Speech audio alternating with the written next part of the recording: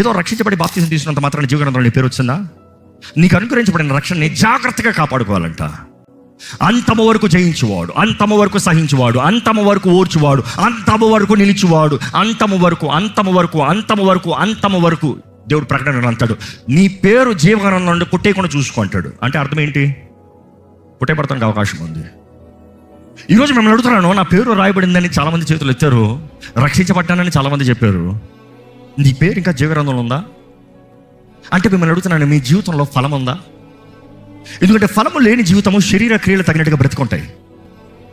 అది జారత్వము, లోభము, క్రూరము, స్వార్థము, ఇంకా ప్రతి శరీర క్రియలు అపవాది కార్యాలు, లోకపు క్రియలు. అదే నువ్వు ఆత్మ ద్వారా నడిపించబడతాయి. శరీర క్రియల్ని జయిస్తావు అని దేవుని వాక్యం తెలియజేయబడుతుంది. గళితీయుల రాసిన పత్రిక 5వ అధ్యాయంలో. మిమ్మల్ని అడుగుతున్నాను, శరీర క్రియల పైన జయం ఉందా? ఒకడు బాధ పెట్టిస్తున్నాడు, కోపం వస్తుంది, కానీ ఆత్మ ఫలము ఓర్చుకో, ప్రేమించు, క్షమించి విడిచిపెట్టు.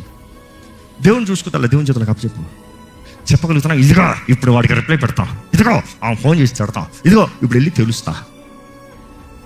నీలో ఉన్నవాడు లోకంలో ఉన్నవాడు కన్నా గొప్పవాడు నువ్వు నమ్మినట్లయితే నువ్వు ఆయన దగ్గరికి వెళ్తావు, వాళ్ళ దగ్గరికి వెళ్ళావు.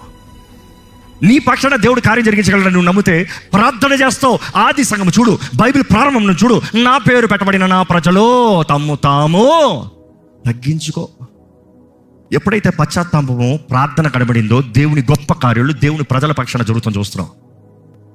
నువ్వేదో లోకరీతిగా పోరాడుతున్న బట్టి ఏం మార్చలేవు.